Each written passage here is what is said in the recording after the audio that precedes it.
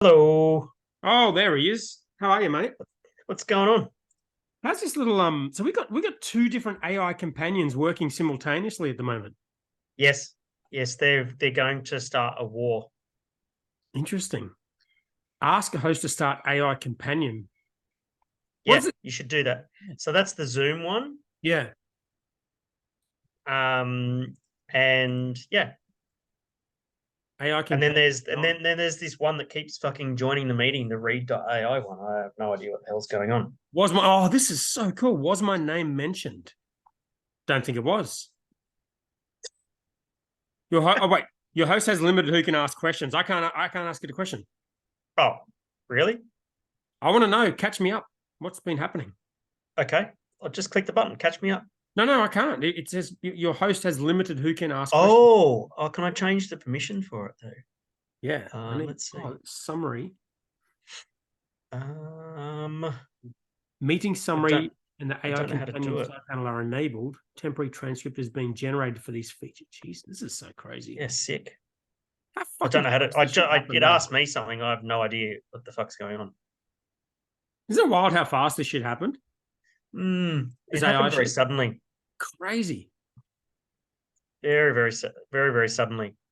It's like my Crumben Valley brewing shirt here, original. I do actually. Would you like to know something really interesting? Is that I actually have the design work for an unofficial Crumben Valley Brewing T-shirt. Oh, like earlier than Which this I one. got. No, it's later.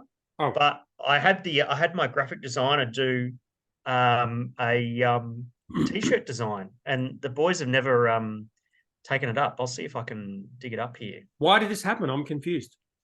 Well, I just had this funny idea one day that I would get a Currumbin Valley t-shirt done, and it features the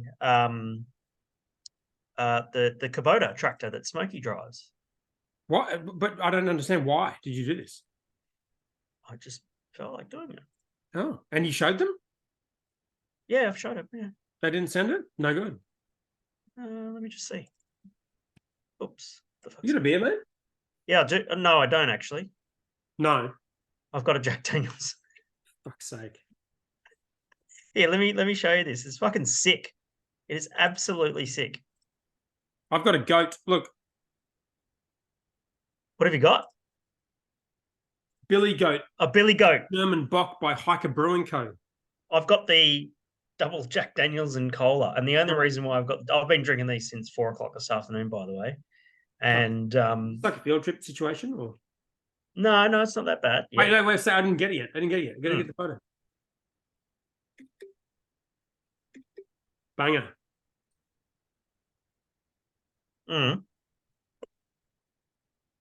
in Melbourne, by the way. Yes, well, I knew that, but the audience probably didn't. So that yeah. Look at the color of this thing. This is she's dark. Yeah. Look at that. What do you reckon of that on a t-shirt? This is like fun. I like it. Put that on a black t-shirt. It's the Currumbin Valley Kubota. Yeah, I like it. That's good.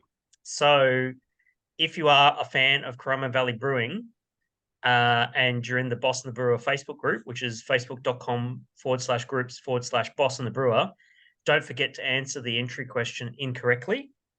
Yeah. You can come and join the conversation where you can get an unofficial Currumbin Valley Brewing t-shirt featuring Smokey's fucking Kubota tractor. You can't get a t-shirt. That's not overpromise and under. I'd put that on a t-shirt, black t-shirt. That'd be sick. Yeah, but you're not going to give people these t-shirts. No. But you can come on there and then you can tag Smokey and say, "Hey, can you release this t-shirt?" That's true. Yeah, do that. Because this needs to happen. I had this design maybe.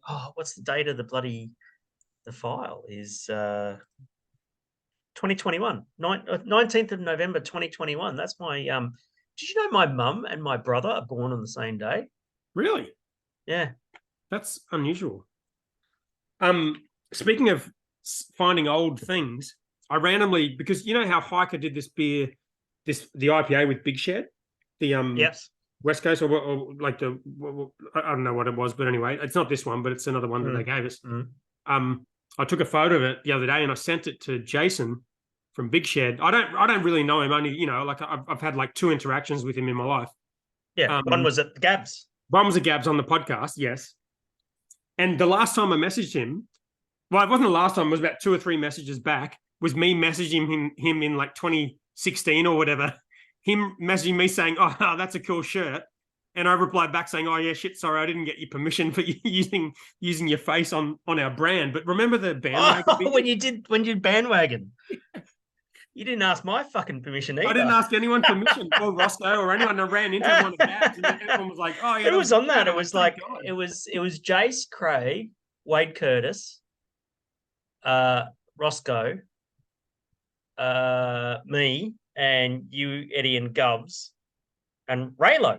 Raylo was hanging onto the back of the wagon trying to catch up. But the brewers on there were the people who'd done dessert beers at previous Gabs, and we were kind of trying to get on the bandwagon of the dessert beer thing. But yeah, I didn't ask anyone's permission. I was nervous. But yeah. Okay, so true story. So I don't know if you saw this when you came around to my place, but in my kitchen, on the kitchen windowsill is a can of bandwagon. It's okay. Yeah, I see it every day. Yeah. An empty one, hopefully. Yeah, of course. Okay, that's good. Yeah. I don't know why it's there, but it's just I don't know, it's there. I get to see Roscoe and why don't you Jason put it Craig behind your studio as part of your background? That my OnlyFans numbers will go down if I do that. Oh, you think so? Yeah. I reckon they'll go up. It was a good pick. Actually, I think it's the same pick we use on the podcast. I think it's the same. I use your same head. Yeah, I know. I remember when you like sent the original photo, that original illustration through it. I'm like, dude, I've got a beard now. Yeah. I look 25 years older than I did 8 years ago. We all age, don't we? Especially running a brewery for fucking 8 years. Oh, man, I had the biggest day today. I just fucking did a coaching call with my clients, which was a really fucking powerful one this morning. It was a lot of fun. And then literally fucking straight to the fucking airport. Try to get on an earlier flight to Melbourne. I'm in Melbourne at the moment to interview for Brownstone. And it was great. I was editing video in the lounge, and it was such a fucking productive day. And yeah, it was good. I listened to the How Not to Start a Damn Brewery podcast the episode that I was in. Yes, How Not to Start Adam's Brewery. Yeah, man, that was deep. Yeah, it's pretty intense. Yeah, I haven't finished it yet. I finished like the first 3 parts of it. And oh my God, I just like when you're talking, you don't realize exactly what the fuck you're saying. And I was like, holy shit, I didn't realize that happened. And yeah. I think it's funny, because when we started Black Ops, you had all those conversations with me, and you even put it in the book. Yes. I remember you very specifically telling me about the tanks and asking me how we're going to deal with this. And I'm always torn between the tanks, the dollars in the tank, the money tied up in the tanks. Yeah. And then turning them over and over. Yeah. But I am always torn between, if everyone knew exactly how hard it was, then no one would do it. And you kind of got to encourage people. You don't want to be too negative. You don't want to be too cynical. You kind of want to encourage people to follow their passion. But also what you're saying is 100% true and very realistic. So, I don't know. I don't know what the answer is. No, well, I think I'm pretty comfortable with the way that I handle it, actually, because I speak to lots of people who say, "Oh, we want to do what you did, Hendo," and I'm like, "What? Go broke?" Yeah. I don't discourage people from getting into the industry. Far from it. I would love for more people to be in the industry and that sort of thing, because it's a lot of fun. But I'm a realist, and I'm not. I make no apologies for that. In fact, I spoke to some potential clients from a brewery in New Zealand yesterday, and they were literally at the point where they were passivating tanks, like literally days from first work. And I got on a call with them, and they were like, so I don't want to reveal the details of that conversation because it was private, but it was pretty. don't know if naive's the right word, but there was just sort of like they were just, yeah, if we make these awesome beers, people will come and drink them and all that sort of stuff. But that's what I'm saying is you have to be naive to do this. You wouldn't start a business, especially in this industry or really any industry, unless you were naive. It's like part of the requirement. Yeah. Well, it's a passion business, you know. We got into this because we're just fucking passionate about beer and that sort of thing, and it's the same for everybody in the industry, right? Who's currently in there. They're in there because they're passionate about it. So I never intend to, take away people's passion for the industry, but at the same time, you can't go in blind, you can't go in naive, and you have to understand that the reality of it. And in fact, when I was at Brew Asia in Ho Chi Minh last week, there was Garrett from Maui Brewing, and he just said it's 2023. It's not a hobby anymore. It's a business. Yeah. Right? And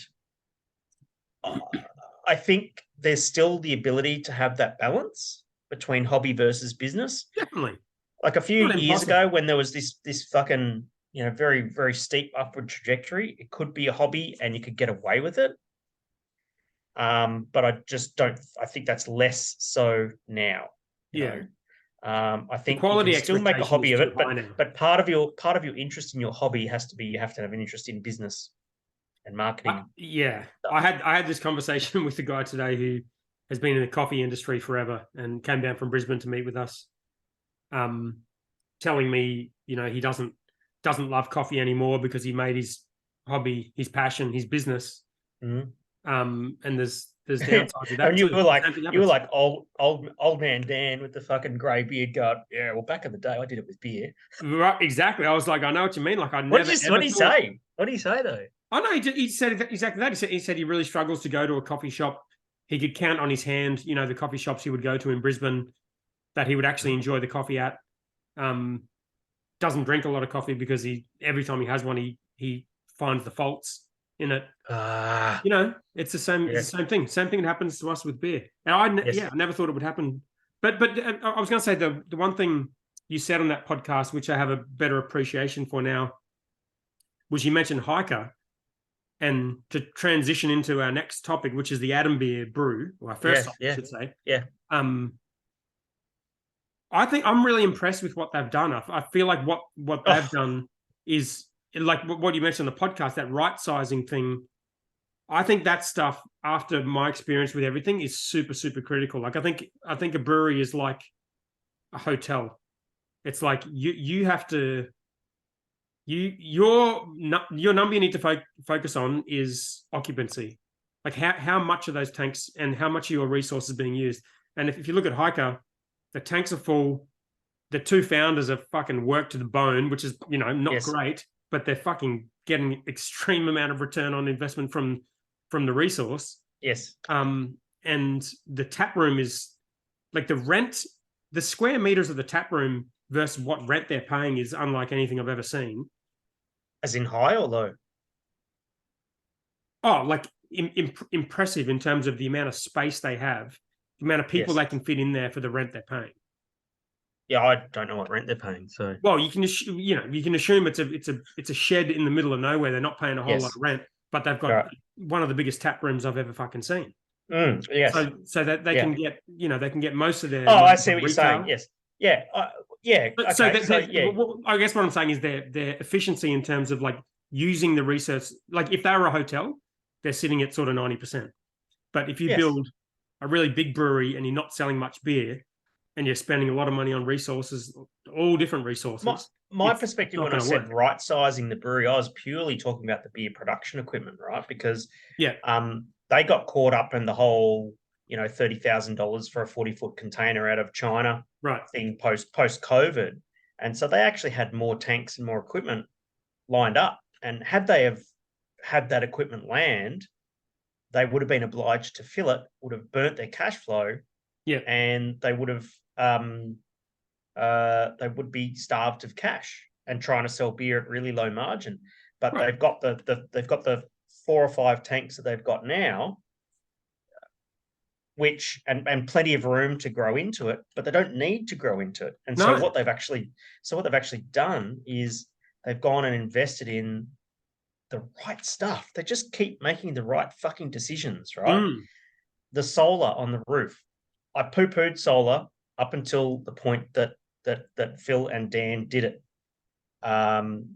Because now they can go and they put solar on the roof.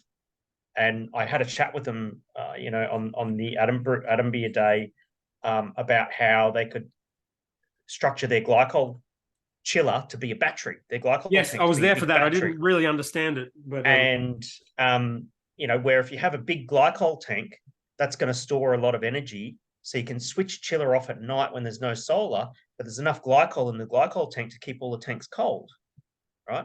And then when you need to cool that glycol tank, you turn it back on again, and it's run by solar. Right. It's phenomenal. It's a form of battery. So they've got the right size tanks. They've got the solar in. They have the right canning machine that they bought, the Black Fox canning machine that they bought. And they took a risk by being one of the first to buy one of these new single head canning lines. Yeah. But it's working. They've figured it out. They've got it working. They're doing 12 cans a minute. 12 cans a minute is insane. A single head that little machine, it's fucking ridiculous. I know. Yeah.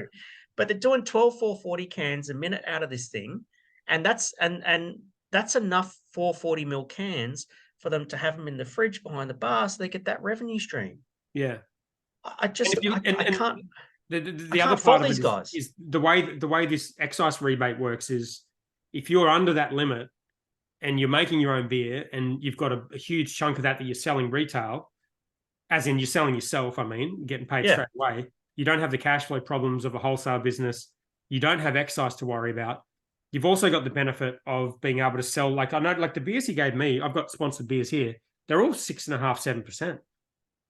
And why wouldn't you sell beers at a high ABV if you're not paying almost effectively not paying excise? Yes. So you're at a competitive advantage. And that's again an example of where you're like utilizing the resource you have. You have access to an excise rebate that other companies don't have access to, or once they get a certain size, they don't. Well, gypsy brewers don't, like you mentioned on that podcast. Yep. And they're fucking using it to their advantage. Yeah. Yeah. They're not like, and the beers are good, and they're not too much, hype. There's a lot of upside in their business, Phil's a marketing guy, and he sort of said, I could be doing more on the marketing. But, when I went to the Oktoberfest Beer Muter Day, Pike was the most packed brewery. Yeah, I think they've been helped. Not knowing the area too much, I feel like they've probably been helped a bit by the whole Ballistic thing, because that was Ballistic kind of created that location. Yeah. But I think their brand's taken a massive hit. Yeah. Micro probably benefited from that. And I think from a consumer experience, my only critique is, and it's not going to be a problem until next year, is I hope that by the time next winter rolls around, they get some heaters in there. Oh, is it cold, is it, in winter? It's cold in winter. Yeah, very cold in winter. Yeah. But that's a fucking easy fix, though, Well, if they get some batteries in there, they can run them off the batteries. Yeah, exactly. So, yeah, fucking kudos to them, man. They're doing really, really good. They're working their ass off, though. Like I asked Phil, he was explaining to me all the work he does, and I was like, you're fucking open 7 days a week. You're here working the bar yourself and doing everything else. Like, I asked him how many hours he's working. I won't share it on here, but fucking working their ass off, those boys. Yeah. Yeah. And Phil and Dan get along really well. As well, I overheard, was privy to a conversation, business conversation that was happening and that sort of thing, and they got each other's backs, man. It's just so much stuff going for those guys. And Dan's a weapon, eh? Yeah, Dan's a weapon. Phil's a fucking weapon. The whole place is full of weapons. You just go in there and you just duck. He's like, oh shit, too many weapons in here. Oh wow, you have to bring a shield if you go on a hike. Yeah, exactly. He's like pew pew. Anyway, how'd the Adambier go? How cool was that beer? That was very cool. Great job. That was excellent. How good did the place smell? Rode the scooter into the brewery.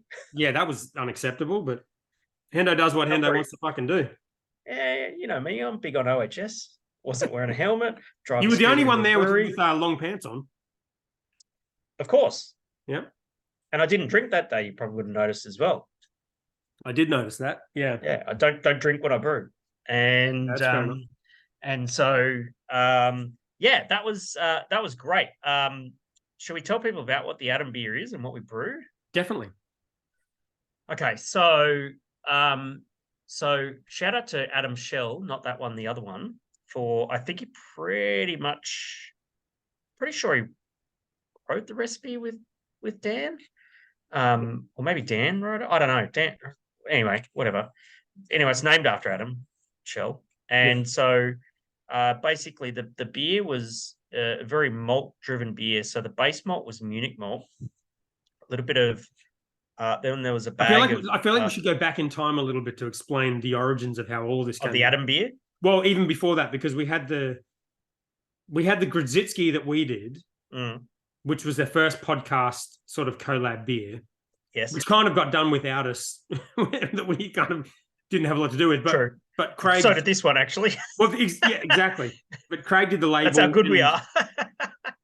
What was the reason? I can't remember the exact reason for you wanting to do a Grodziskie. I just think you thought it'd be a fun we had Michael on episode 3. Oh yes, that's right. Yeah. So he said he's like he was from Poland and did all of the Grodziskie history and loves Grodziskie. Yes. And we said, well, fuck it, we'll make a Grodziskie. You know, this is the second beer that we're going to release. It's a fucking smoke beer. Hey. Yeah. That's what. That's a bit of a theme going on there. Yep. So this one came about because I think because Adam Shell posted in the group, there's a beer called Adambier, and it's also a smoked beer, so it would make sense as the second bottle of Brewer beer. But it's not just a smoked beer. So it's a smoked beer. It's a sour beer, right? It's also a barrel-aged beer. This one's getting aged in Jack Daniel's barrels. I really hope they can sell it. I'm kind of nervous. Well, because I walked in the other day after class, and he was emptying the barrels, and he didn't tell me that he actually had Jack Daniel's barrels, and he was emptying out the Imperial Stout that was in the JD barrels before the Adambier was going in. I just didn't put fucking 2 and 2 together, and I said, "Oh, that beer smells really nice." He goes, "I said, where'd you get those barrels?" He goes, "Oh, they're Jack Daniel's barrels." And I'm like, "What?" Perfect. I said, "What are you doing with them next?" He goes, "Nothing. I'll just put them aside." He didn't tell me that I'm actually going to put the Adambier in it. So anyway, so it's a Jack Daniel's barrel-aged smoked Adambier. And it's 9%. And it's going to be 9%, exactly. So it's just... Oh, it's so good. Have we got a label designed for this? Well, I think Craig from Thirsties has put his hand up to design the label, is my understanding. Yeah, Craig. Yeah. Craig. But I haven't heard anything or seen anything. So, I mean, I don't know. Well, we've got time because it's going to sit for 3 months in the barrel. It's going to come out in January 2024. So will they then have to put it back into? They'll have to put it back into a tank and carbonate it. Yeah, right? that's what normally happens anyway. So you put it back in the tank, carbonate it, and package it. Yeah. And then I guess we'll get it. I mean, there's a fair bit of it, isn't it? How many was there? 3 barrels? I think he got. I don't know what his knockout volume was because I had to go, but I think he's got like 700 or 800 liters, so it should be 3 barrels. 3 barrels, so 200 liters each. Yeah. No. Yeah. It depends. Are they firkins? Are they hogsheads? Are they? They look like 200 liter ones. They look pretty rough. So the bourbon ones are the single use. Jack Daniel's is not bourbon. Well, but do they come under the single use rule? No. Jack Daniel's is Tennessee whiskey. Yeah. It's not bourbon. Well, it is. Okay. But it's like the same as bourbon. No. How's it different to bourbon? Well, it's not made in Louisiana for a start. It's made in Tennessee. That's why it's called a Tennessee whiskey. I know, but it's not like what's it made out of? Corn, like bourbon, as opposed to like malt, like Scotch. What about rye? It's not rye though, is it? I don't know. No, I actually don't know the answer to that. Okay. Anyway, the point is, not too much of a bow. Those barrels are single-use barrels, aren't they? Don't they have the rule where they No. So So when you make bourbon or Tennessee, actually, I don't know a Tennessee whiskey, so it's an interesting one. But with bourbon, it has to be fresh oak, right? And when you have Scotch, it has to be used oak, which usually comes from a bourbon barrel. They use it for Scotch whiskey. Yeah. So great question. Don't know the answer to that. Well, no, just looking at the barrels, I assume that because normally when you look at the barrels that are made for because we had lark barrels, and you can look at them, they look like they're about to fall apart, as opposed to like a wine barrel, which looks like it's meant to last hundreds of years. You know what I mean? Yeah. Like the build quality is noticeably, it's kind of rough around the edges. But yeah, fair enough. Anyway, it's going to be an interesting beer. I hope they can sell it. I mean, we did pretty good at selling the Grodzisky, but I think if we get it into cans, so we'll it's get a 9% fucking. Yeah. What do you think we should have on the label? Well, see, that's the thing. I don't know. Like, we've done basically nothing to contribute to this beer, right? No, absolutely nothing.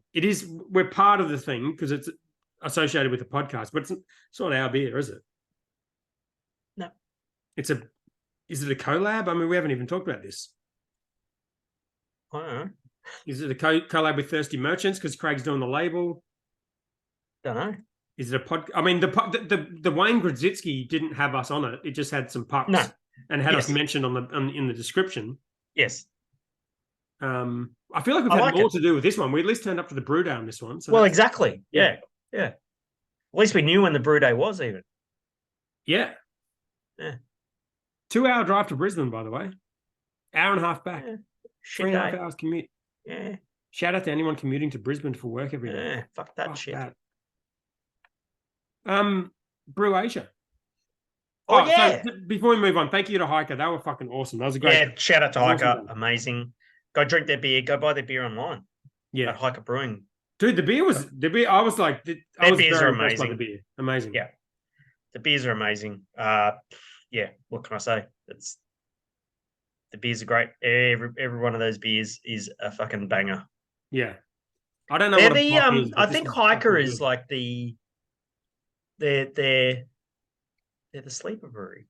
You know, they make fucking great beers, but they don't have the hype, you know, like otherwise they'd be called Hyper. Well, exactly, but they're not. They don't have the hype like Range do, or that sort of thing. I love Range, you know, but there's a lot. They put a lot of effort into the marketing and the visuals and all sorts of stuff. Hiker are just like, here we are. We make rock solid beers. We're in a fucking shed. We've got a big ass fan. Thanks for coming. It is cool, isn't it? Like that. There's a sheet of like material hanging to protect people from the sun as you walk in. Like that's new. That's new.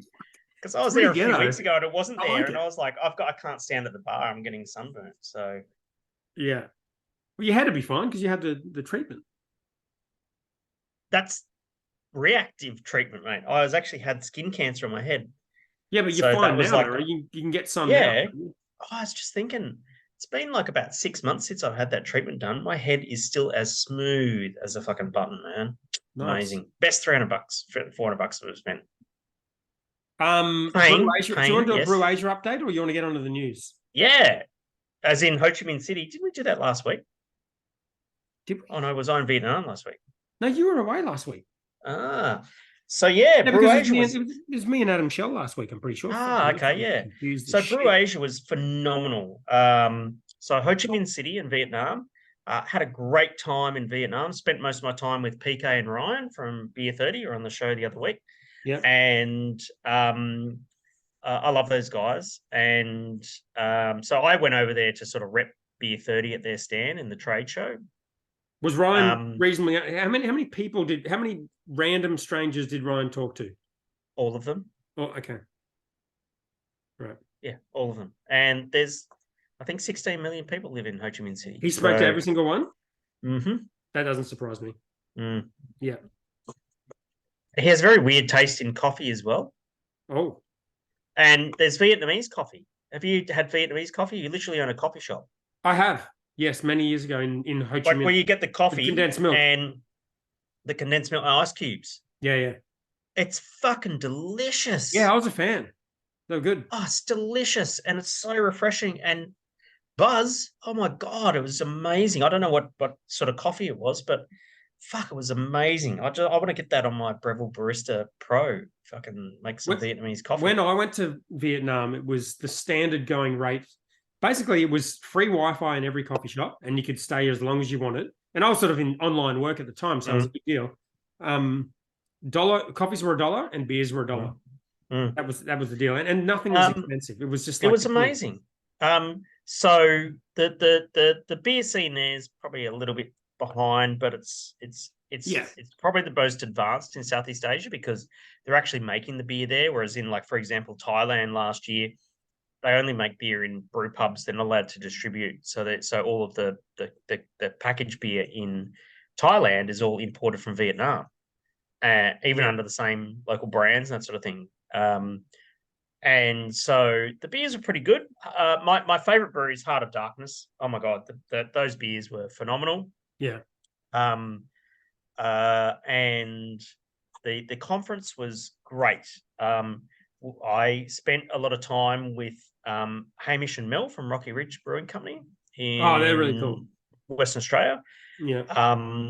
And Hamish did a really good talk about his brewery and the sustainability around it. Nice. So that brewery is pretty much runs on is net zero. And the only thing that creates carbon emissions at their brewery in Jindong currently is their boiler, which runs on LPG. But within a couple of years, they'll have it converted over to biogas from spent grain. Oh, wow. Yeah. And so basically it's all solar. There's big batteries, which they recently upgraded. But this is like a big production brewery. So they've got like fucking centrifuge. They've installed a centrifuge, big chiller, big brew house, steam, all this sort of stuff. And it's off grid electricity wise. Phenomenal, and they've made a big capital investment in it, but their electricity bills are fucking zero. So they're actually saving money. They're more profitable because they're sustainable. Yeah. And that was amazing. The industry in Asia in general, the vibe is way better than it is in Australia. So, going to BrewCon a few weeks ago, everybody was going, oh, batten down the hatches, oh, fucking woe is me, and all that sort of stuff. In Asia, because of cynical content in our industry in Australia, there's too much negativity and cynicism, in my opinion. Well, we know where that comes from. And so, but there's a lot of optimism there. And even though things are flat, and they know that they're going, oh, it's flattened out, but we've got a lot of upside and all that sort of thing. And they have bigger challenges than Australian brewers do because their cost of goods are way higher because they don't grow any malt in fucking Asia. It's everything's imported, so that the freight costs are way higher, which has been a massively affected by inflation and stuff like that with fuel prices and that sort of thing. So they're feeling all the same things that we're feeling, right? Yeah, but I found it to be very optimistic. That the thing that's different about Asia is a bigger focus on brew pubs and hospitality experiences and stuff like that. Yeah, mainly around the laws in the different countries around Southeast Asia. And I think that we could take a leaf out of their book, here in Oz. If we sized our breweries when you say the right, laws, are they set up to protect the big brewers or what? Yes. Yeah. So you look at India, it's very easy to open a brew pub, but if you want to have a production brewery, you have to make a minimum of 10 million litres a year. Yeah. Same goes for Japan. Same goes for Thailand. You can't make beer in a can unless you're doing 10 million litres a year of it. And that's to protect the big boys, which is fine. That's fine. But it's not though, because ultimately there's a reason why the beer that you had there wasn't as good as here, is because like you need people at all levels and all sizes and to be able to build the industry and share the knowledge. And well, in Vietnam you have that, but in Thailand and India you don't, because you can't. Well, I went. Yeah, I remember the last time I was in Thailand. I was in Bangkok and I had a packaged beer from a local brewery, which something Moon. I can't remember the name of it. It's the brewery that's in Phuket. And the beer was good. And then I went to the actual brewery in Phuket. Every single beer I had was infected and disgusting. Probably because they're contract brewing it. They were definitely contract brewing the pack beer that I had in Bangkok. Yeah, because they weren't making exactly. It would have come from Vietnam. Yeah, but that's not good. You don't want that. No, it's mad. So yeah, look, I think the scene in Asia was great. You know, it's very optimistic, and you know, despite the fact that it's pretty tough, everyone was pretty optimistic. I think there's a lot of upside there. I really like the scene there. I fucking loved Ho Chi Minh City. Yeah, it's very cool. I knew you'd love it. I could tell from the videos that you were having the time of your fucking life. It's all the fucking scooters. So many scooters. I've never seen so many scooters in my life. I told you that. It fucking blew me away. And if they're not on a scooter, they're on a fucking literally bicycle. Thousands of them. I was like, fuck. And if you want to get somewhere, you get a Grab. You get like there's like Grab, which is the Uber equivalent, and you get a Grab bike, and it's so cheap to get around. And it's wild crossing the street. It's fucking wild. It's like it is wild. You have to, you have to walk. You just walk. I know, because there's never going to be a gap. I know, and you just have to trust that everyone's going to go around you because they don't want to hit you because they don't want to do the paperwork. It's just so true. The craziest thing, but I went there and I was with Katie, my kid's mum, ex-wife, and we went to a road that was like 8 lanes, like 4 lanes either way, and we fucking stood there for so long, and then eventually, like, people come up to us next to us, and they were just like, "You just have to walk, mate. You just have to fucking walk into oncoming traffic." And I was like, "That's fucking insane." And they're like, "Trust me, you just have to do it." Go. And we fucking just walked into this 8-lane highway. Yeah. We didn't die. It was fucking crazy. Yeah. But I found that like crossing the street after you've done it a couple of times, you just got to go, because as long as you're predictable, they'll be predictable. But if I found that if I was looking at the scooters and cars and shit coming at me and I would stop, then all of a sudden I was no longer predictable, and then there was the potential for an accident. Yeah. Right. So you just got to be mindful of them, but keep going. Be predictable, and they'll go around you. And what I found was because they're not slow either. They're fucking flying down. No, fuck no. And it's cars and bikes and shit like that, you know. But the other thing that I found is when I was on the back of a Grab bike on a scooter, I ride a lot. I've ridden motorcycles for, decades and that sort of thing. You ride into breweries, into the actual production. Yeah, I'm very experienced. And so for all of the experience that I've had riding motorcycles in my life, and I love fucking being on 2 wheels, I actually found the traffic when you're in amongst it and going in it, in through the traffic, being part of that thing, actually really sedentary. What does that mean? Like, it's quiet, it's calm. Boring. I found it really calm. Not boring, calm. Not boring. It works. You're in the flow. Exactly. You're in the flow. You're going with the flow. You never go faster than 30 k's an hour. Never. Right? Are you talking about when you're on the back of the bikes? Yeah, and when you're in the traffic, going in amongst the traffic, I think I'd have no problem riding in the traffic in Ho Chi Minh City. But if you get hit by a bike at 30 k's, you're still probably fucked, aren't you? If you're a pedestrian, it's gonna hurt. Oh yeah, it's gonna hurt. It's gonna hurt, but you're not gonna die. Unless you're unlucky. Do you know why you would die though? The fucking helmets they wear. It's like they may as well wear a fucking ice cream punnet on their head. Fuck me. All the helmets are shit. It's like you get on the Grab scooter, he hands you this fucking ice cream punnet, and you go, "Great, I'll wear your ice cream punnet on my head. That's great," because they're fucked. But no, there's no standard for helmet. I've seen people wearing like football helmets. Yeah. It's just a soldier wearing a helmet. Who gives a fuck, And I thought it was so funny. Anyway. The first time I went to Asia, I was like 35 or something, and I went to the Philippines, and I went to a random island for a little conferencey type thing. And the only way to get around on the island was getting on these bikes. But this is before anyone gave a fuck about helmets, or at least they didn't give a fuck there. So I was getting on these bikes, going through all these winding mountains when it was raining, and no need for a helmet, no requirement for a helmet. And that was only, I know that's 10 years ago. So at least they're putting helmets on now, even if it's an ice cream.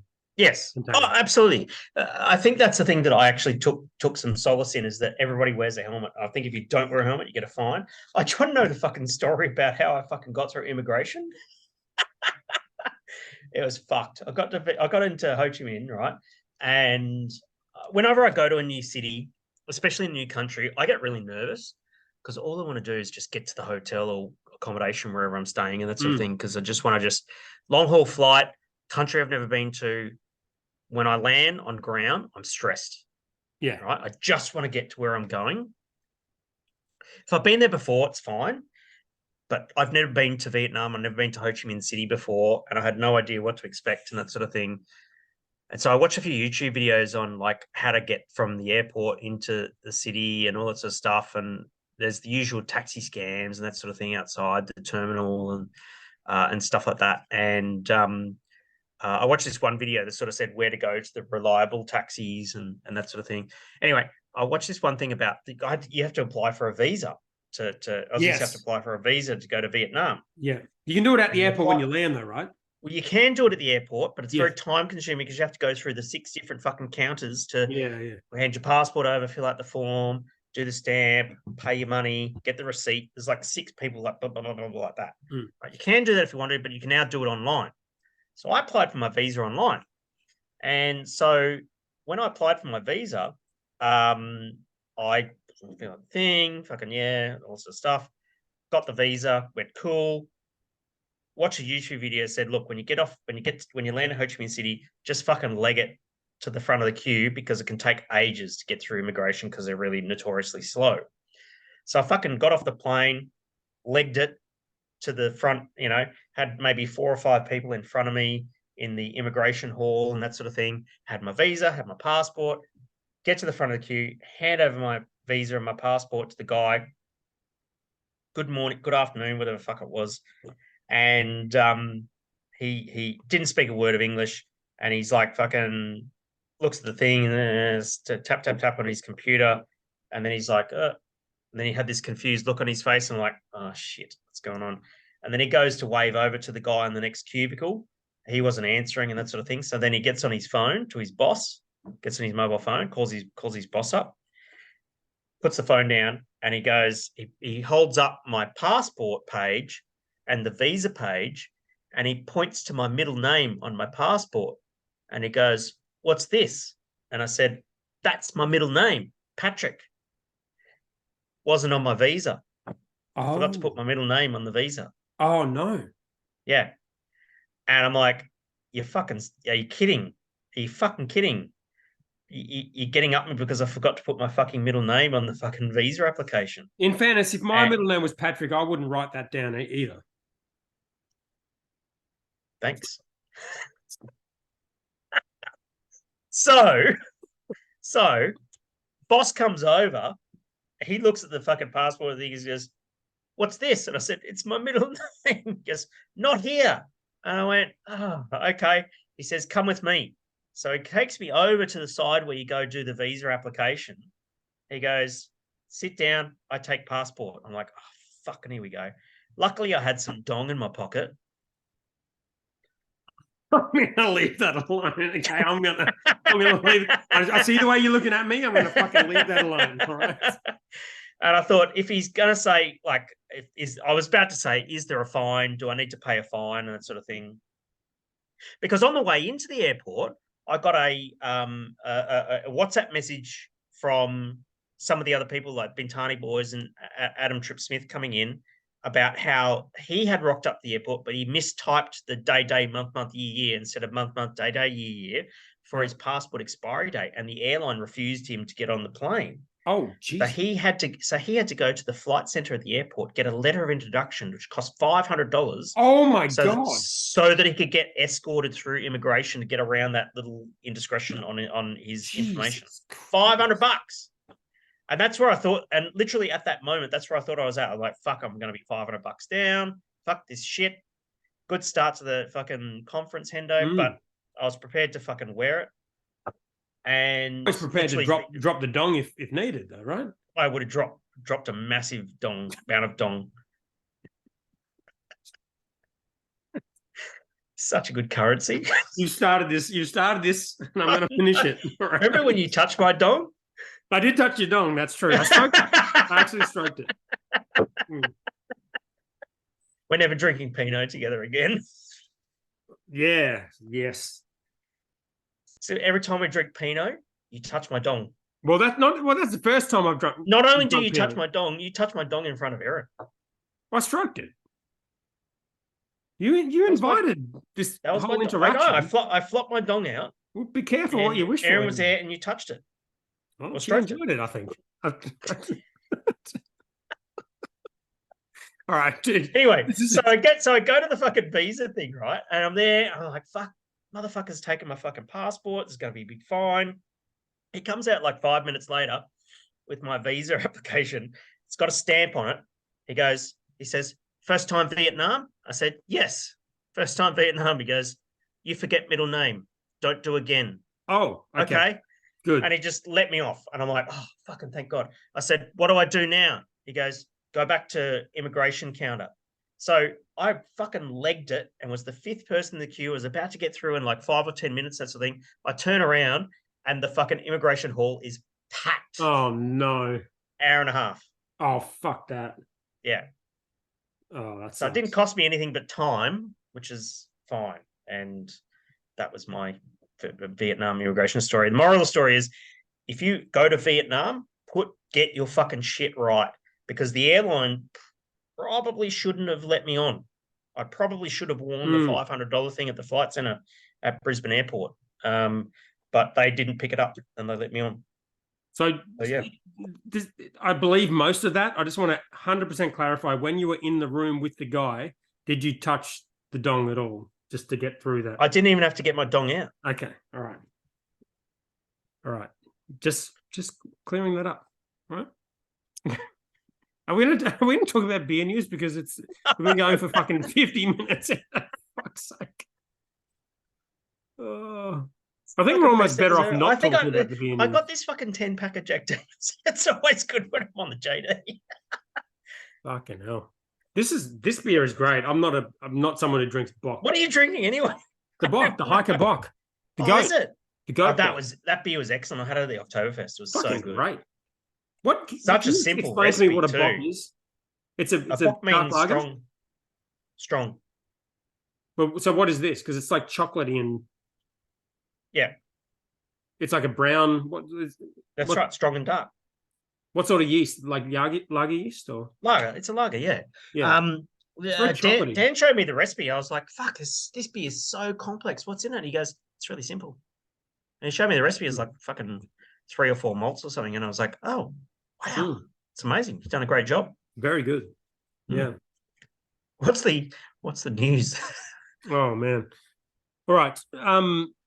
Philter crowdfunding. I've got here on the first one. So this afternoon, I stumbled. Actually, I think we saw this when we were at Hiker, and neither of us could log in. We saw the result. I logged in before the episode today, and sent you through some of the details. So the first thing, because on Adambier Day, it was that they were 3 times the minimum or something. I don't even know what the minimum was. So I think the minimum was 500. I think they're still on. So I'm looking at the cover page. Offer for fully paid ordinary shares in Philter Brewing Proprietary Limited, $5 per share to raise a maximum of $4.5 million. This is the biggest fucking brewery crowdfunding ever. Well, only if they hit it, which they won't. Well, yeah, because your mates raised $2.5 million. These guys are going for $4.5 million. Fuck. And so they're up to 1.4 million, which I think they were at, kind of more or less when they opened. So it sort of feels like it's not progressing that quickly.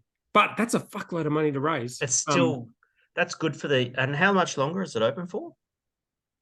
Probably ages. Let's have a look. 14 days. Interesting. So Yeah, right. So they'll short get as well. they'll get a kick at the end. So the thing Yeah. is that we had an under-over on this. So they're going to beat your mates. No. We hit no. The under over What was the was under-over? what would the valuation be? Oh, what did I say? I said this. By the way, this is without knowing any of the financials, just a loose understanding of the brand. I have to listen to the audio, but I think I understood them to be about the size they are. Looking at the financials, I understood them to be about the size they are. And I said under over $22 million valuation. You said over. Yeah. And I immediately regretted it because I kind of ignorantly thought, given the current situation, if the company's not growing too much, it'll be a reasonably reasonable valuation. Not the case. Not the case. So what's $58 million valuation? And they're doing $8 million revenue. And they're not profitable. And not profitable. They're losing money. Well, they got profitable EBITDA, but they're losing. They've got to. Have you looked at this document? You're talking, yes. Oh, here we go. Okay, so FY23 1.2 million liters, 7.18. Steady growth. I'm not going to say too much about this other than you win the over-under. So that puts you at 6 and me at 8. 6. So it's a comeback of sorts for you. It's good. Yeah, claw back. Claw back, yeah. I'm conscious of the fact that our podcast is not supposed to be a cynical and negative one. So I don't want to be cynical and negative about this. No. So far, so good. Yeah. So I probably just won't comment on it. Not until it's done. No, but the I don't know what to say. The numbers are interesting. I haven't gotten to the numbers yet. Let's see. Summary? Yeah, go on then. Here's my best summary I can give you, right? This company is valued. This company does $8 million revenue per year, loses money. It has $6 to $7 million of debt, and it has a reasonably small facility. And this is not financial advice. So if any of these numbers are wrong, which they probably are, this is not fucking financial advice. And it's valued at more than Gage Good Drinks are valued at, who are doing $107 million in revenue per year. Yeah, okay. So this is like the point where I do not understand. I do not understand how this is makes any sense at all. Yeah. If you've got so look at their balance sheet. If you've got $5 million in debt, right? Yeah. Actually list the debt they've got on here, and it's through a company that's like, it's not like a major bank. It's like a kind of like consolidator of finance type company. Yes. Like they paid 500. I think they paid 500 and interest and financing costs in the last year, $650,000. I'm looking at the org chart. I can see one of my students there. Dude, did you hear what I just said? No. $650,000 in interest and financing costs in 2023. What? $650,000. Just to service debt? Yes. They've got like $6-7 million in debt. Oh, that's a lot. That's expensive debt. Very expensive debt. It's with some like consolidated, like Australian debtor lender or some shit. Did it say who the financier is? Yeah, they've got 7 different debt facilities plus the original founders. So if you look at this page 47, they've got $3.5 million loan with Australia. Oh, yeah, here we go. It correctly, Australian lender, which is like a debt consolidator, an overdraft, a term loan, an equipment loan, equipment finance for solar panels, equipment finance for brewery equipment, a bank guarantee. And then they've got $700,000 in founder loans. Like this is a company only doing 1 million liters a year. They got fucking $6 million in debt. That's a lot. My I remember when I was working at Stone and Wood, they were doing $16 million a year and only had it was under 15, not even 10 to $15 million in debt, if I remember correctly. Yeah, that sounds about It was right. very, very low debt on $40 million of revenue. So yeah. Well, Gauge Roads have $100 million in revenue. Like right. I think the way I think about this is if you've got debt, yes, like a business like this is never going to be a hugely profitable business, right? You're only ever going to make... and we should also stress there's nothing wrong with debt either, by the way. The right type of debt. No, I think there is. I think in a business where so if you're investing in a company, you need to understand the difference between a P&L and a balance sheet, right? I suspect anyone who's invested in this does not understand the difference. Because keep talking. I'm getting a Jack Daniels. Okay. If you're in a business like the beer game, where, like I think you said on that, actually, can you hear me, Hendo? Yes. Of course, I've got earphones in. I like your pillow there. That's fancy. So you just got up and noticed it. You mentioned on that podcast, right? you said the best you're ever going to do in the beer game is make 6% on 6% net. Right? Yes. So I would say it's possible to make 10%. Perhaps in rare situations you can make more than that. But if you just take those numbers, like they're doing 8 million revenue, right? The most they're ever going to do is 800,000 in profit, right? 10%. Yes. So that's a good point. So basically, what you're saying is 60 grand a month. If the best that you can do net profit wise is make 6% net profit, and if you've got a debt facility that you're effectively paying 10%, you are behind. Exactly, but you're not just behind. You're in a situation that you cannot get out of. You'll never recover from. Yeah, that's exactly. Fair. So like when I look at those numbers in that document, I don't not just see a company that's not worth 60 million. I see a company that I don't see how it survives. Like the repayments on that debt, and unless they take all of the crowdfunding money and pay off the debt, which they don't plan to, according to the document. Like I think the minimum was like they pay $50,000 in debt. But how does a company survive if, like, it will never make, unless it grows massively, but it's not growing either. That's the other thing. It's like the revenue was 20% up, but the growth slowed 30% up. Yeah. So like if you think about 20% growth this year, right, or this last 18 months, how much of that is just general inflation? Like probably almost half, realistically. So if their costs have gone up by 30%, their revenue's gone up by 20%, you haven't really grown. You've kind of just put your prices up. And so what's the path? Oh, okay. Here you go. Use of funds, retail expansion, 400 to 1,000 to 1.7 million. Brewery expansion, 1.2 million. Debt reduction, $50,000 to $1 million. See, that's what I was. Sorry, what was the debt again? That's if they raise the minimum versus the maximum. The maximum that they'll reduce debt by only $1 million. I don't understand that. Upping the working capital. It's not a lot of working capital. And have a look at the cash in the bank. They've got 30 grand working capital. They've got like 50 grand in the bank. Interesting.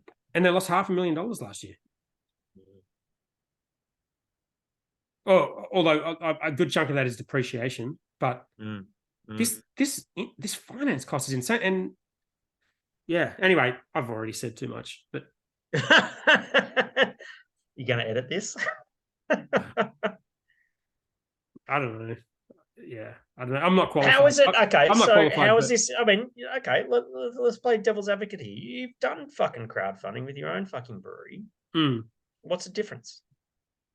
Growth is the difference, I think. Like, I mean, you can look at the numbers when I did crowdfunding, and I'm happy to talk about anything that happened at Black Ops until I left. Anything that's happened since then, I can't talk about. Of course. But when I raised the money, we had very little debt. So we had equipment worth multiple millions of dollars, like proper equipment, way above the scale of what Philter has, like not even comparable. And we had, a couple of $1 million in debt, but we had, much more, in equipment value, and we had 100+% annual growth. So, when I valued it, I valued it growth, as low debt. I valued it as a company that was a high growth startup that had the potential to become the next big thing. That's where the valuation came from. So we talked about this last week. If you're not growing, it doesn't make any sense to value yourself as a high growth startup. That's why Gage Roads is worth 53 million. They're doing 100 million in revenue. They're worth half their revenue. Yes. Because as an established company that's not growing, you're not worth a revenue multiple. You're worth a profit multiple. Yep. And Black Ops is the same, was growing revenue 100% year on year. It was the 25th fastest growing company in the entire country, not just brewery company, according to AFR. So it was 6 straight years of 100+% growth. So that was where my thinking was at the time around valuation. It was like, this is a high growth company. There's going to be a handful of companies that become the next, Stone and Wood Bolter, and we're a good chance of being one of them. And I'm looking at the chart there. It's looking like about 8.99, 20-ish% growth per year. Well, 15 to 20%. Revenue has gone up by 20%, but costs have gone up by 30%.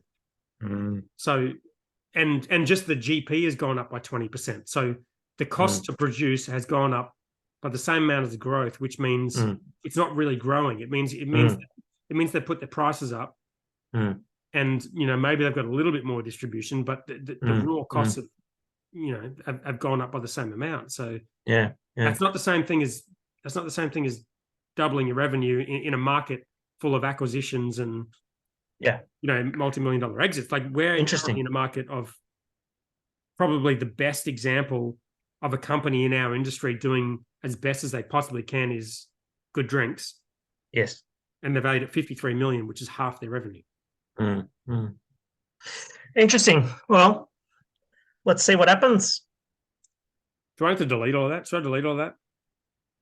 I don't want to be a fucking hater. I was very fucking surprised when I saw that document. I was like, holy shit. Like, a lot of people are buying into this. Like, it's some very different numbers, and I think you come from a space where you've done a crowdfunding. You're speaking from a position of authority, mate. I don't come from a position of authority. You do. So I think that it's not like so much doing for all the crowdfunding. conversations that we've had about VAs and stuff like that, where I can speak from being part of a business that's gone liquidation. You can speak authoritatively from the perspective of having raised millions of dollars. I don't think this is an issue that's got anything to do with crowdfunding, Hendo. I think there's, like we've talked about on this podcast quite a lot, that there's businesses in our space that have good brands and they think there's a potential to exit for a lot of money, but there's no financial path forward. And I could be fucking way off. Hopefully I am in that regard, but I don't understand how that's a big hole. To me, debt is like it's like a hole. If you can service it, it's fine. If you've got a reasonably high profit business and you can service that debt, it's totally fine.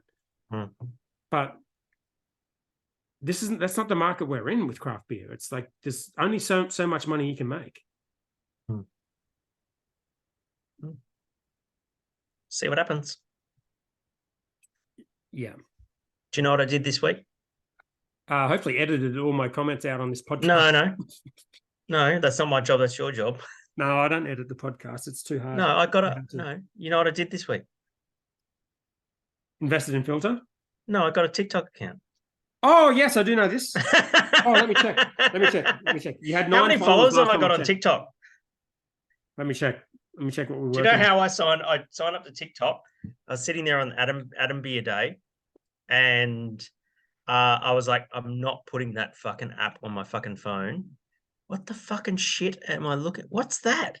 That's what happens when you search for Rockstar Brewer. Is that somebody sitting on? Oh, that's the girl with the guitar. Yes. What's that one on the right? That's the same girl with a different guitar.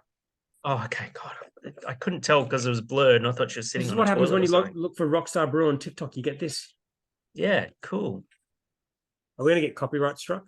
No, Okay. we're fine. You've still got 9 followers. Anyway, I'm on TikTok. It's Rockstar Brewer. Come Yeah. and follow me. I haven't posted anything yet because I'm going to play the Dan Norris game there, which is basically get 1.2 million views viral on my first fucking video. 1.3, but yeah, that's fine. Yeah. All right, whatever. Talk it up, mate. And so yeah, I just wanted to reserve the name. I didn't have to install the app on my phone. And now my ads have gone weird everywhere. Well, let's follow Hendo's account because you've got 9 followers. Yes. You should have at least 12. I hope to have 12 by the end of this episode. I followed you twice too. So thank you. Adam Shell followed me 9 times. Oh, for fuck's sake. That's not true, is it? I'm going to look at your followers right now. Oh my God. 9 followers. You got Courage 6 What Pale, Fortitude 2, Shori 1 Lager, Catchment Brewing Co. Fuck's sake. Cook with Darren. Dick. Thank you. Aussie Beer Voyage. That's Adam Shell again. Jet Rigetti, who was there on Tuesday. Yeah, he was there. Jet's a fucking legend. Dan Norris. He's the honorary Adam Shell. And Adam Shell. Fuck. So, wow. Okay. It's all different variants of Adam Shell. Yeah. Honorary Adam. It's basically Adam Shell, honorary Adam Shell, and Dan Norris. I think I'm going to follow Rockstar Hannah Brewer. She's got 2,700 followers. Her content is much better than yours. This blur thing is not don't working. have any content. Fuck off. You can't compare me. Can you just play the sound from one of her fucking TikToks? I can't hear it. I can see her playing guitar. You can't hear that? I think we've done this before where you can't hear what's coming out of the phone. I can't hear it. Well, I mean, I would say follow Rockstar Hannah Brewer as well. Rockstar yes. Brewer. Yes. Yeah. Do both. Let's move on, Hendo. Fuck's sake. Just follow me on TikTok. Oh God. Okay. No more than 3 of you, so I get to 12. Let's skip over some of these because this episode's fucking years. Yeah, I agree.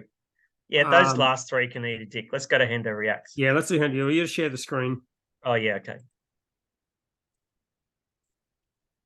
Or share sound? Always share sound. No copyright issues here. Oh yeah, here we fucking go. Instagram. It's not TikTok. The fucking first time. I've got a TikTok account. Yep, you do. And it's not TikTok. Oops.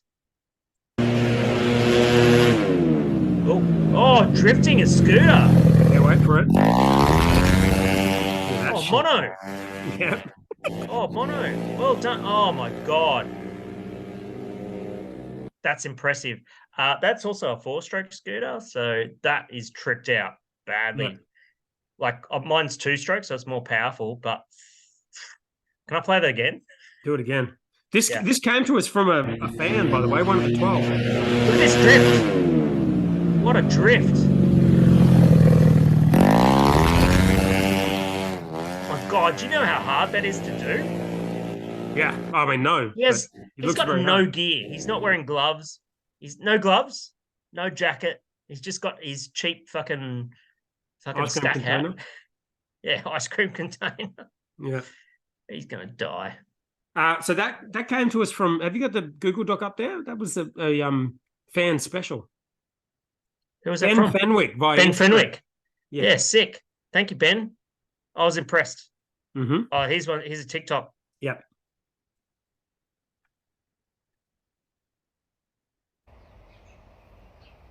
When I'm alone, I hope. Hello, Frank Walker from National Tiles.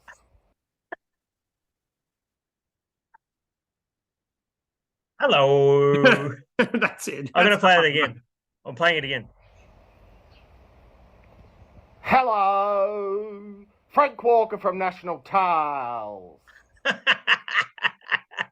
Yeah, that was it. So good. It says when you're alone for no reason at all, and then he just exactly.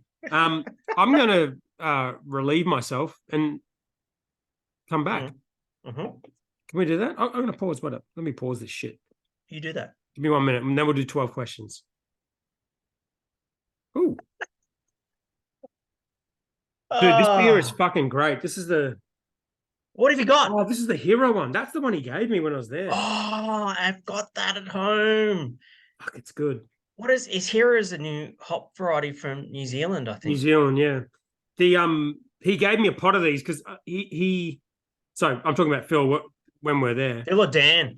I was trying to have, like, you know, obviously not drinking much. I only had 2 beers, I think, and then Phil's like, "Oh yeah, have one of these. They're good." And then he got it for me. It's a fucking 7.5%. So that was the last beer I had because I had to drive back to Brizzy. But fuck, it tastes good. I don't drink many 7.5% beers. How many standards are you working with in here? How many standards you reckon? 1.8. Dude, 440ml can. How many percent? 7.5. Oh, 2.6. 2.4. Is it good? Fucking great. I can't wait to get home and try mine. I'm in fucking Melbourne. You know what? It's fucking October, nearly November, and it's 10 degrees Celsius. Jesus. I was on my way out the door, and I went, "Oh, it's Melbourne. I should pack a jacket." And I packed a jacket, and I'm glad I did. It's actually reasonably cold in Queensland. Hey, I got something for the 12. I've got nothing to do in Melbourne. I'm in the Melbourne CBD tomorrow night. What should I do? Post it in the fucking Facebook group. All right. Help Hendo out. Let us know. Should I read out this big email we got? It's pretty fucking long. Yes, actually, you should. Would you like me to read it out? Yeah, you read it out. Also, shout out to Mike who sent this email. He's actually, it's not the first time he's emailed us. No. So thank you, Mike, for sending this through. Mike, by the sounds of the email, runs a brew pub in New Zealand, and he had some questions, which is really interesting. Okay, so he says, "Hi there, guys. I'm going to read the whole thing, all right? Hi there, guys. Have a question for you for this week's pod, if you get time. In light of the current financial belt tightening, with people watching what they spend more and more, we can blame COVID, but there are many reasons for this. And with beer and hospitality being more of a luxury item than a necessity, what are some of the things a small brew pub or brewery owners can do to either get more people out and into your venue or pivot your business to focus on something else? Here in New Zealand, we own and operate a small brew pub and have done the following: food and beer pizza deals, beer and pizza for $25, changed opening hours, introduced a bingo night. This has become so popular, we now run bingo 2 nights, collaborate with a local art club to run art classes in the ale house. We've introduced a text in and win free food platter, shout out for local businesses. Introduced a bike ride and beer around our local town, rejigged staff hours, cricket and rugby club sponsorship, etc. In the brewery, are fully propping our own yeast, moving yeast from beer to beer when it suits for our style. I've now gone back to a full-time job as well as brewing the beers, saving the cost of a brewer. Only buying ingredients as we need for brews on for the month, power and gas efficiencies, etc. Reason I ask is that I know a lot of small brewery or brew pub owners are in the same boat. Not your boat, Dan. Yours is stuck in shallow mud. I'm just going to interject there and say it's not shallow mud. It's a fucking shoal. It's different. It's a shoal. Anyway, just wondered if the thought is there that we are also on that slow train wreck you mentioned in that other podcast, Hendo, and how long you keep fighting. Oh, and just asking, but how is the punctuation, Dan? Haha. Cheers, lads. Stay cool, Mike. Okay. What a legend this dude is. Thank you so much for sending that through, Mike. That was obviously there's a lot, going on in your business, and we're very grateful that you shared that with us. And as you acknowledged, yes, I've been through that slow train wreck situation. Oh, where to start, man? There's a lot to unpack here, mate. I've got a response for it. I'm sure you do as well. Go for it, please. You start. So I decided. So first of all, I'd say this guy is a real boss. He's onto everything. He's doing an amazing job. I decided about a year ago I will no longer give people advice about anything. All I will do is share my own experience, and if that experience is useful, it's useful. If it's not, it's not. But I think he's trying everything he can try. It's not. Yes, it's it's his not guy's like on I'm the going to suggest grind. something that's going to change his fucking. He's absolutely on the grind, and much respect for giving it a red hot go. Yeah, despite I will say when we had Black Ops, we had the highest rated tap room in Queensland. It was voted number 1 on the craft beer survey. It was the highest rated on Google. In my opinion, what we did when I was there was the best that could be done at the time. And it had nothing to do with anything that he mentioned in that list.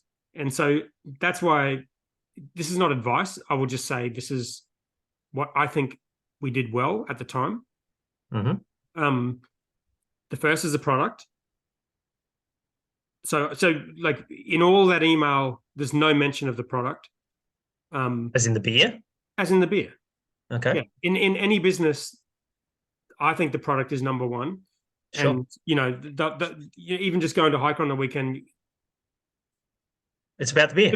The biggest thing that made me feel good about the place is the beer tastes fucking good. Yes. The beer is great. And I don't care about the bingo or any of the other shit.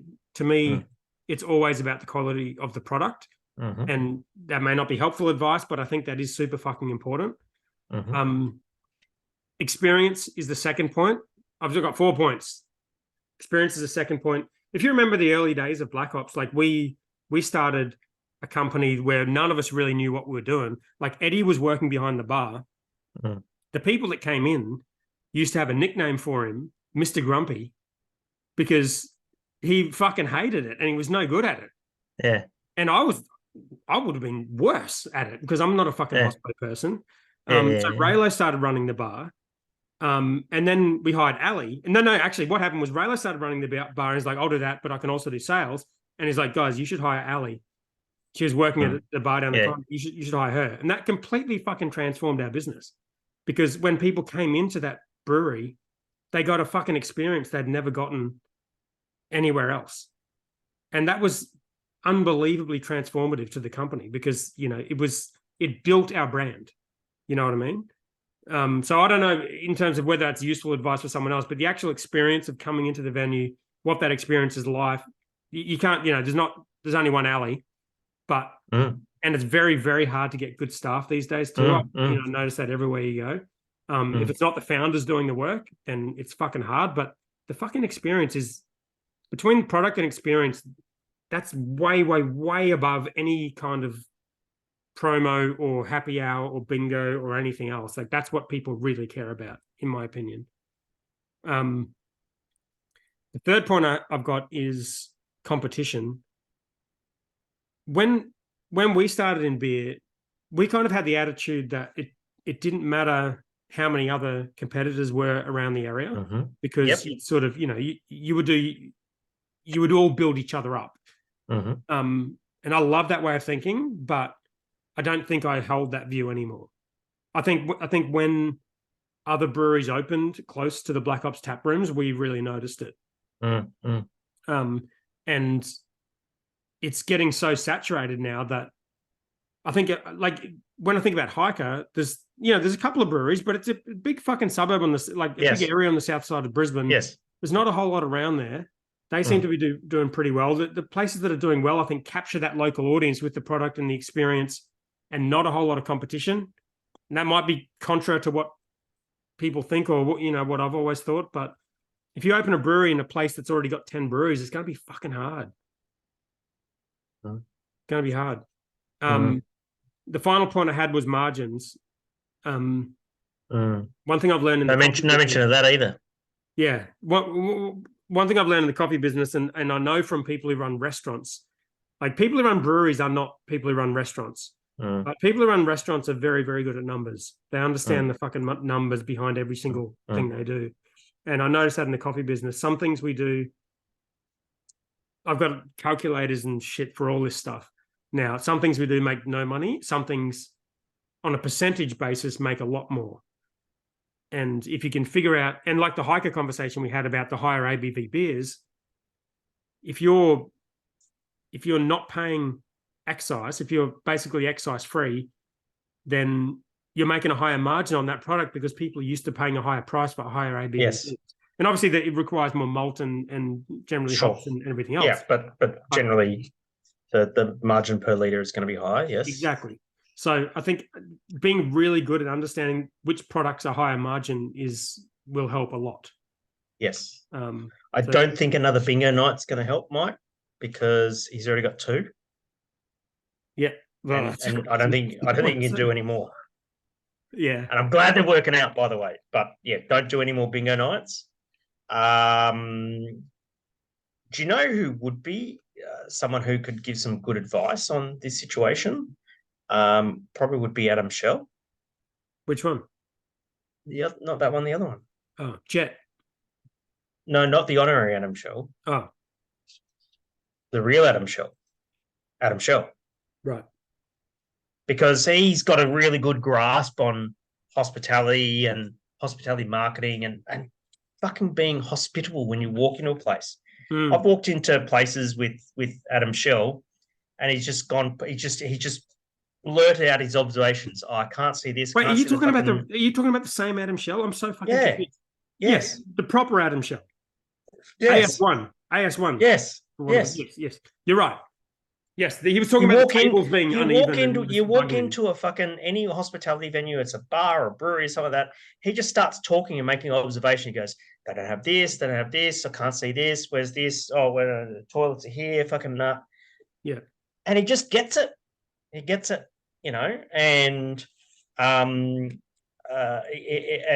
so I think what we should do, Dan, is fucking connect Mike up with Adam Shell for a start.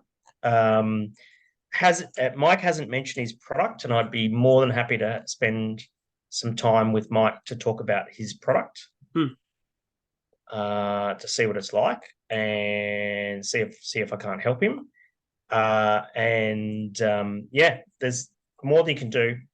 I don't know where Mike is at with his slow train wreck, but I sense that he feels like he's in amongst it. Just because, and I'll say this, just because you're in the train wreck doesn't mean that you're not able to jump off the train wreck. Wrong metaphor, Hendo. Let's not talk about jumping. No, I mean, get out of it. You know, you might stop the train. Stop the train as opposed to jump off. You might be able to stop the train. You might not be. Actually, that's a good point. You might not be in the train wreck. You might be very close to it, but you might still be able to stop the train. Yeah, fair point. So I've got your email. I'll reach out and say hi, and we'll. Doesn't it just highlight it actually, you know, again, to talk about Hiker, recency bias probably, but it blew me away to see Phil, because I've known Phil for a lot of fucking years. Like, I think I've mentioned to you before, he was like a senior manager at QR when I worked there 20 years ago. To see that dude working the fucking hours he's doing with the hustle he's got at his age. Yes. You kind of think like, fuck, that's what you need to just make a basic operation work at the moment. And that's tough. Yeah. So I'm just got an email here. I'll send that afterwards and we'll chat. All right. 12 questions. Let's see what we're working with. Fucking send it. How many hours into this episode are we? Fucking too many. I'm three Jack Daniels deep. Yeah, I'll edit this down to like 3 minutes. I'll take out all the crowdfunding shit out of it because that's not going to help anyone. All right. We have 12 questions. 12 questions. All right. Can question I one. First? How many standos in the Adambier? Okay, I know the answer to that question. Oh, they're probably going to be 440, aren't they? Yeah. So hang on. 0.44 times 9 times 0.789. Oh, for fuck's sake, I didn't have number lock on. What the fucking shit? Oh, well. Where's number lock on this fucking keyboard? There we go. Chill out. This is...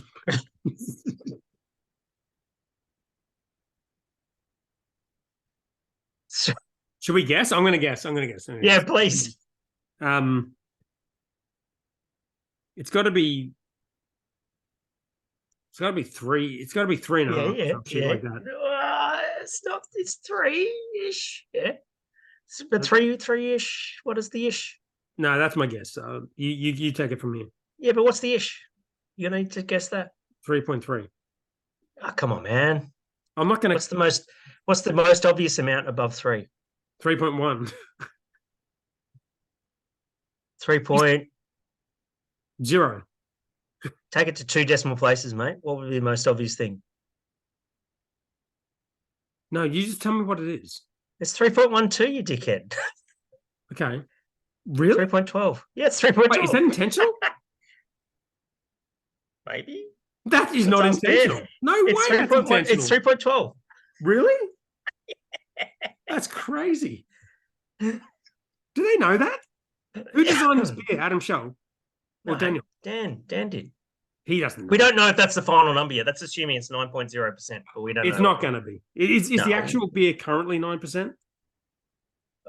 It's not finished fermenting yet, mate. No, so once it's finished, is the recipe finished at 9%? He said 9-ish. It's hard to say. It'll be more. If you mix it into a Jack Daniels barrel, it's full of fucking whiskey and shit. Well, exactly. That's the point as well. So we don't know. It'll be more than that. That's a good start. 3.12 would be pretty good. That's crazy. Mm. Adam Scholl replied saying, even I can answer that one. How many standards? You think he didn't plan that? Surely no. Yeah, fuck off. All right. What's the next question? Oh, Ben Fenwick. Question: thoughts on Ricciardo's performance in America? He came last, didn't he? But he had an injured car. He had something stuck in his front wing. He outqualified in the sprint, Tsunoda, but then he got showed up in the race by Tsunoda and came basically last. He got lapped, I think, actually. But his car was struggling. My position has not changed. I'm not buying into this. Ricciardo's going to replace Perez. No. Not happening. Of course. What do you think about Hamilton getting disqualified? Yeah, and Leclerc. Yeah. It's a very important rule, though. Yeah. It's unfortunate. It's not cheating. You know the rule about the skid plate that goes underneath the plank that goes underneath the cars. Yeah, it can only go down to be ground. Do you know why that rule exists, though? Well, because they put a material on there that's so light and useless that it will just but you know what? It's a safety thing, right? Right. But you know the reason why that safety rule exists?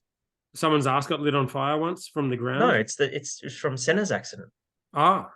Yeah, it goes way back to Senna's accident about how his car was so low that the car was scraping on the ground to the point that the tires did not have grip because they were off the ground. And that's part of the reason why Senna's car went off and killed him. Right. So it's a very, very important safety rule. Yeah. Lewis Hamilton just brought out non-alcoholic tequila as well. Do you remember a couple of weeks ago when he was drinking? That's a soft drink. Like a scotch. No, sorry, that's a soft drink. It's a soft drink. It is. But it's a soft drink. Motherfuckers that bring out fucking non-alcoholic spirits make soft drinks. Do you remember a few races ago when he was drinking what looked like a scotch as a celebration? It was a non-alcoholic scotch. It was his non-alcoholic tequila, but he didn't say so at the time. He launched it today. Okay. Doing a cup of tea. Well, it's called. I think it's called Almave or something. Like it's a play on words of agave. Now, not gonna diss a guy for making a non-alcoholic drink. There's nothing wrong with that, right? But I just think that non-alcoholic spirits are soft drinks. Now, is he going to make gazillions of dollars from this? Yeah, he probably is. It probably would. Probably is. Almave. It's already got 78,000 followers. Be the first. You going to get on board with that or no? No. Nope. He says, it's finally here. The world's first and only non-alcoholic spirit created from real blue agave. Almave is for people like myself who are always pushing the limits of what's possible. Shouldn't be what apostrophe S possible. That's okay. He's not. What is as in what is possible? Exactly. Who enjoy the taste of tequila but are focused on balance, longevity, and living fully. Do you know when what I living first fully met is? this character, two things became clear. We both like tequila, and something was missing from the market. Almave adapts time-honored tequila making practices to create a non-alc spirit that doesn't compromise on taste or quality. So proud to be a founder. I hope you approach it with an open mind. Try it and love it as much as I do. Let's go beyond proof. Hashtag beyond proof. I can't drink tequila. Tequila. I do dumb shit on it. Yeah. Really dumb shit. I got real bad memories of drinking tequila. Right. Really dumb stuff. So if this is a tequila that we can drink it and not do dumb shit, good. Good on you, Lewis. Lewis has 35 million Instagram followers. And after sharing that post with 1 million likes and 4,500 comments, Amave has 78,000 followers. Cool. First post was 23 hours ago. 30 million followers. Imagine living a life with 30 million followers. I don't think I could do that. Dude, 35 million. Yeah. Dude, have you watched the David Beckham documentary on Netflix? No. It's good shit. You should watch it. I cancelled my Netflix subscription. Oh, okay. Well, I'd recommend it. What's the next question? Robert Townsend. Vietnamese beer comparison to Australia, quality, taste, creativity, etc.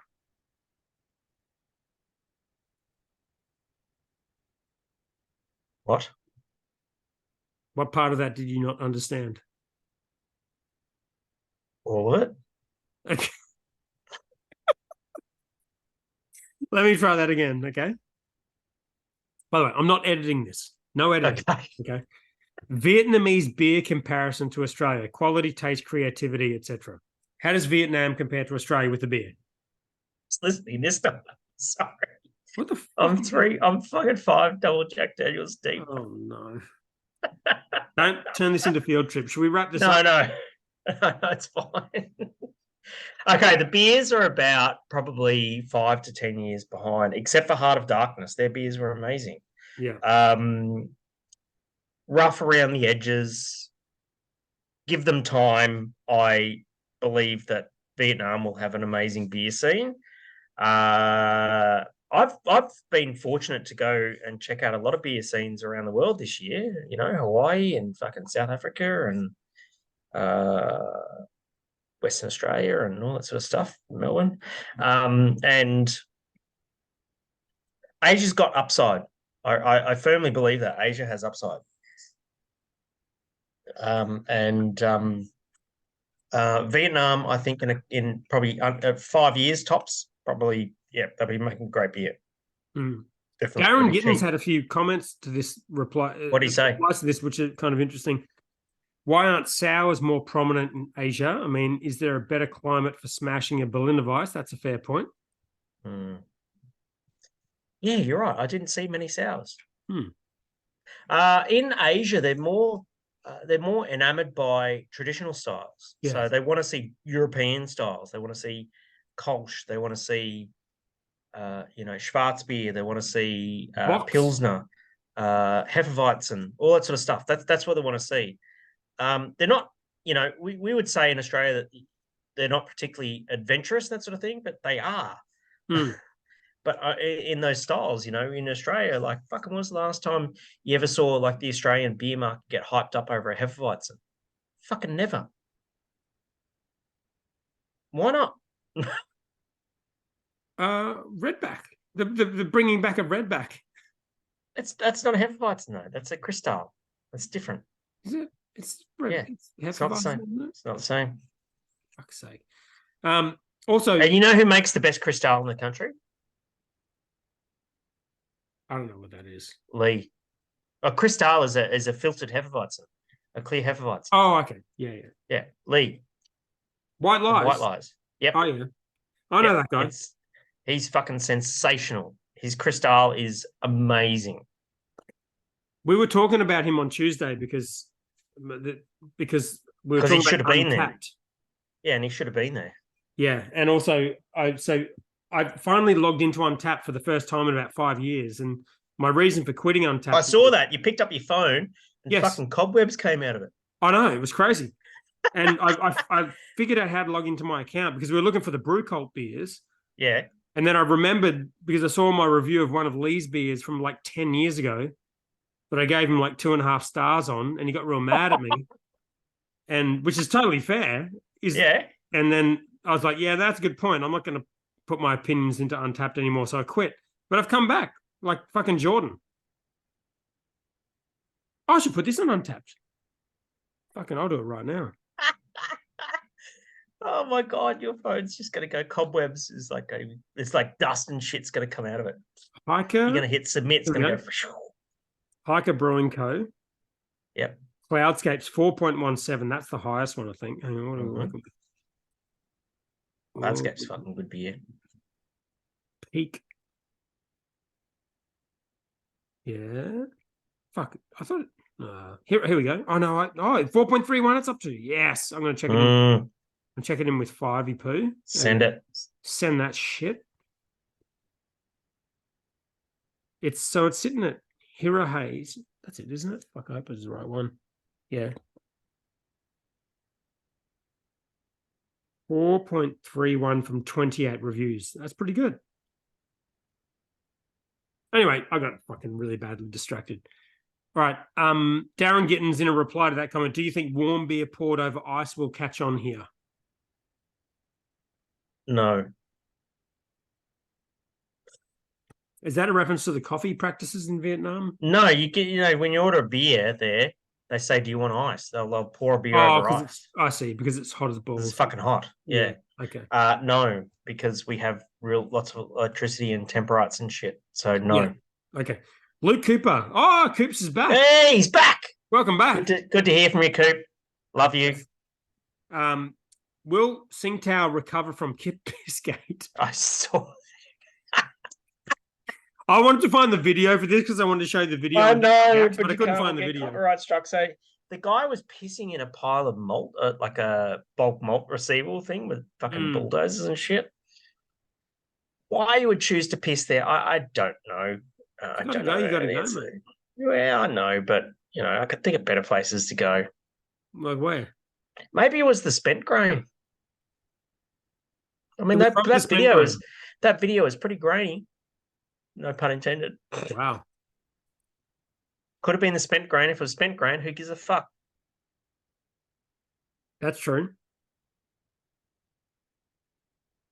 So, is it going to be a problem for Tsingtao with the Pissgate? Their sales are going plummet. They're pissing their business up against the wall.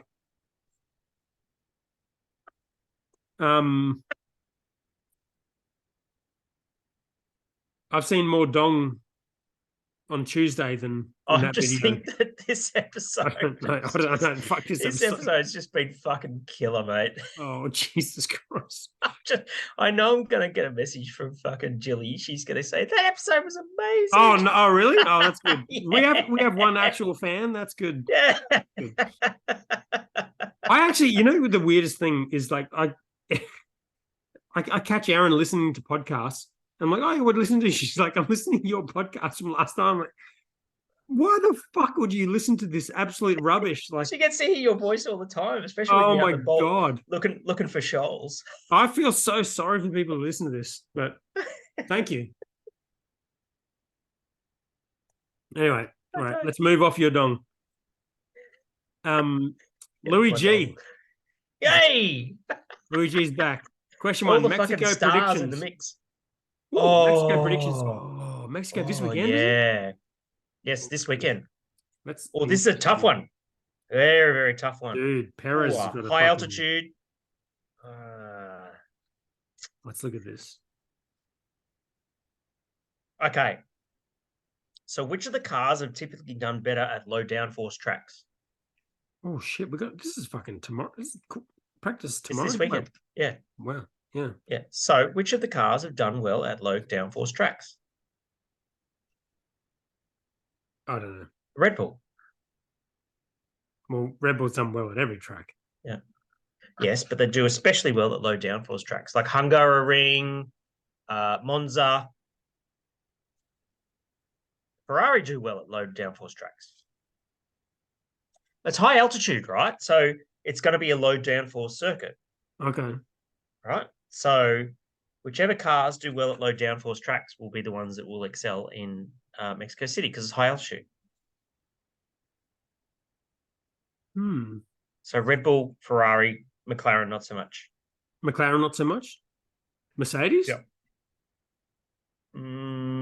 The weight distribution of that car's fucked. They need downforce and therefore drag. Let's look at the odds for this shit. What? Go away.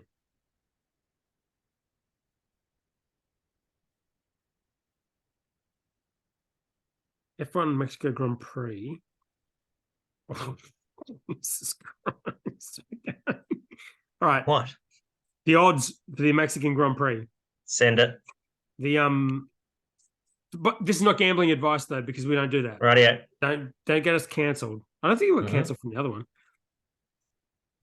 The first place winner is paying $1.30. The second place is paying $8.25. Do you want to guess who those people are? Well, it's Red Bull. $1.30 versus $8.25. That's insane. Fuck. I'm getting a Jack Daniels. Probably gonna have a wee too. Okay. All right. I'll pause. I'm just looking at the odds for this fucking race. Holy shit. Wait, is it off the guess how much Daniel Ricciardo is paying to win this race? To win? To win. Oh, it'd be hundreds of dollars. Have a guess. $3,000.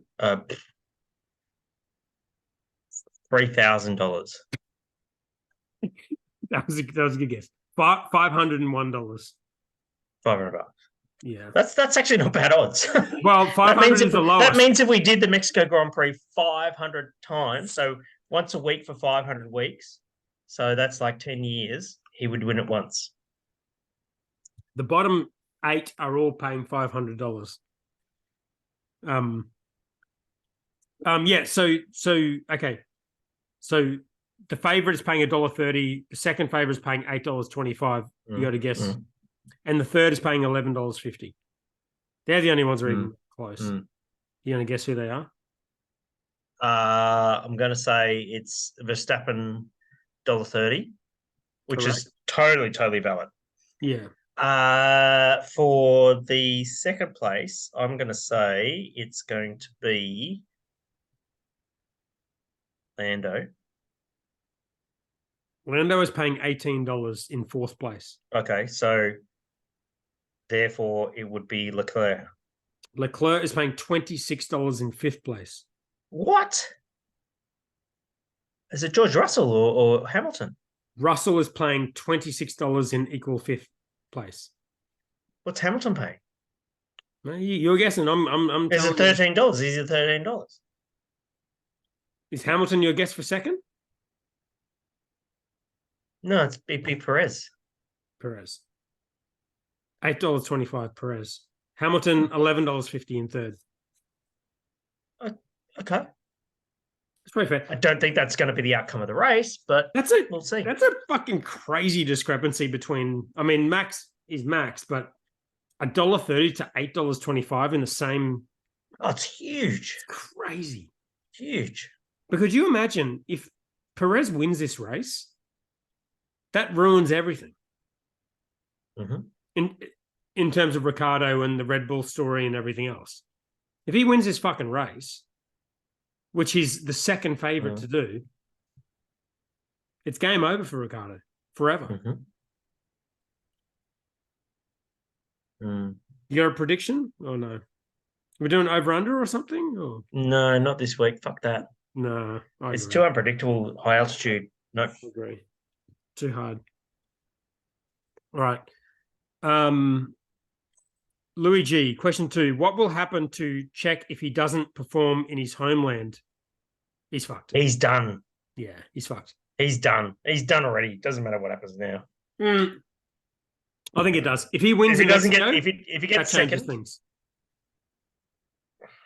If Red Bull let him win in Mexico, no. If something happens to Max, you know, he crashes or there's a mechanical problem or something like that, and Perez wins on pace and on merit, and the Mexican fans go fucking apeshit. He'll preserve his 2024. Yeah, I think so. Cool. So this is the make or break week for Perez. 100%. 100%. He's fucked otherwise. It's interesting, isn't it? All it's right. going to be a good race to watch. And then Dan Norris has replied to this thread, says some insight into our podcast preparation. And I put a message between me and Hendo.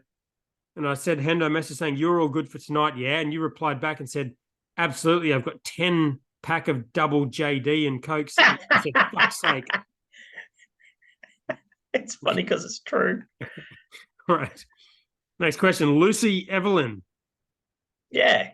Question, colon, who will we see at White Lies launch this weekend? Oh, it's tonight, actually. Yes. It's tonight. Lee asked me to go. I said, do you have any Cristal? He said, no. I said, fuck yeah, I'm going to Melbourne. Wow. That's not actually what happened. But absolutely, if you are in Brisbane, go out to 17 Mile Rocks and go to the White Lies launch this weekend. Lee has worked on that bar for fuck knows how long, at least nearly 2 years. In the middle of COVID, he was nearly going to pull the pin on it. And he deserves the support of the Brisbane brewing scene, the Brisbane beer scene, and that sort of thing. Go drink fucking beer there because he make good beer. He's Cristal. He asked for the Cristal. If he doesn't the Cristal, just turn around and fucking walk out. Wow, that's an aggressive thing to do. You know, maybe he's got it on. Maybe he'll just hand you a lager. I mean, I hear that Lee likes lager, so have a lager. But do, whatever you do, go support good Cristal in Brisbane. Okay, I feel like you railroaded this whole conversation, but yes, into Cristal, of course. We don't drink enough. Okay, well, you won't see Hendo there. Think about a filtered Hefeweizen. What would that taste like? What would that look like? Amazing. Okay, all right. You know, can I tell you? I'm pretty fucked, eh? Dude, can I tell you a secret about White Lies? I feel actually worse about than the review I gave him on Untapped that time of like 0 stars. Radio. Okay. I feel so bad about this because I fucking love 0 Lee stars so much. Yeah, right. I think he's fucking awesome, and I'm impressed by everything he's done. I think he's fucking awesome. I've never ever been to White Lies ever. Oh, not even at Sumner. Not even before. Not even in the garage. Not even any of it. It's hard to get to. Yeah, that's fair enough. I hate myself for it. We should change that though. 100%. We can change that. We can change your destiny. Okay. We need to. Maybe that is the field trip. Yeah. Field trip to White Lies, podcast interview. We could ask him about the Untapped review and the fact that I've never been there. Yes. Ask him about Cristal. Yes. So much quality. Great idea. Fucking hell. Great idea. I apologize. All right. Now we got Phil Sharp. I know that guy. I love that guy. I wonder if hashtag brewery bikes will ever trend on Twitter. Brewery scooters. That's a good point. But also, don't drive your fucking... You're so obnoxious. You fucking... When you rode off on your scooter, right? You rode your scooter into the venue. No, actually, you pushed it into the venue. Of course. Respectfully. And then when you were leaving, you put your stupid helmet on, your ice cream container, and you fucking looked at us. You looked us straight in the eye, and then you started the fucking thing up in front of customers, pissed smoke into the whole venue, and then fucked off out the fucking door. Unacceptable. Sorry. It's two-stroke. Well, I'm just saying, it's fucking disrespectful. I should have thought about that before I actually did it. I could have pushed it outside. Oh, 100% you could have done that. You didn't know, did you? And I've got it running lots of oily because I'm running in the engines. Oh, awesome. Yeah. There's lots of smoke. Sorry. I should. Right. Andrew Lane, question. Is West Coast Pilsner the new trend in beer? Is that the Bolter? The Bolter just brought one out, didn't they? So, is West Coast Pilsner the new trend in beer? No. Fuck off. No. All right. Well, there's your answer. Question, Dan, Jeep update. Well, first of all, it's not a fucking Jeep, so it's a Land Rover. This is in this question thread, we've had scooters confused with bikes, Jeeps confused with Land Rovers. Yes. White Lies confused with a venue I would actually go to. I mean, there's just so much confusion. How is the Land Rover, by the way? I messaged Roscoe last night. I'll read it to you. Let me see what we're working with. I said,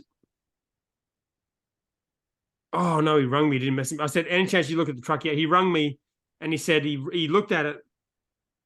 He found some problems and he's fixing them, but he needs to get a part for the carby. He's fixed the brakes.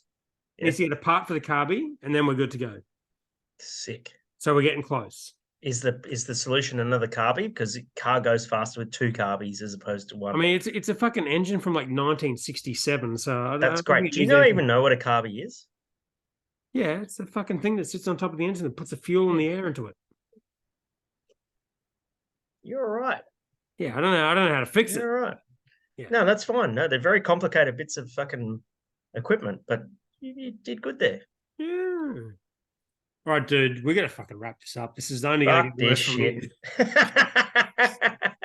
That was fun tonight. I had a really good time. That was a good one. All right. Yeah. Let the listeners judge whether it was actually I've good. had a fucking great day today. I've fucking imparted some amazing knowledge on some clients, got in a fucking plane, hanging out in the lounge, fucking had a beer with the bar manager down here at the Brownstone Microbrewery. If you're in Melbourne, if you're in Dandenong, get to the Brownstone Microbrewery and come and drink their beer.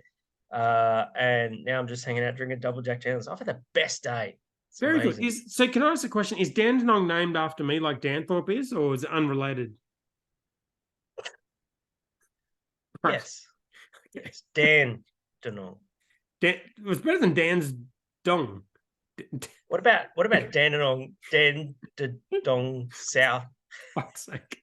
I'm fucking pressing the stop button right now. All right, love your work, mate. See you next week.